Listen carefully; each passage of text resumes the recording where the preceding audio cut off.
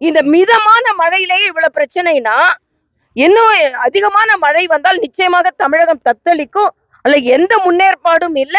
அதே மாதிரி விவசாயிகள் இன்னைக்கு தமிழ்நாட்டு விவசாய அமைச்சர் சொல்றாரு 45 லட்சம் டன் நமக்கு நெல் அதிகரித்திருக்கு. இந்தியா முழுவதும் 135 மில்லியன் டன் அதிகரித்திருக்கிறது. ஆக பாரத பிரதமரின் எல்லா விவசாயிகள் நல திட்டத்தினாலதான் இன்னைக்கு நமதோட பயிர் பாதுகாப்பும் சரி, பயிர்விப்பும் சரி அதிகரித்திருக்கிறது. ஆனா இன்னைக்கு மக்களோட உயிருக்கு பாதுகாப்பு இல்லை.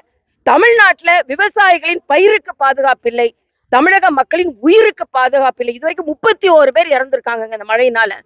இது இந்த நேரத்துல நம்மளால ஒப்புக்கொள்ள முடியுமா? ஆனா மாரியினால் மக்கள் துன்பப்பட்டு கொண்டிருக்கும் போது மாரி செல்வராஜ் படத்தை பார்த்து கை குலுக்கி கொண்டிருக்கிறார் முதலமைச்சர் அவர்கள்.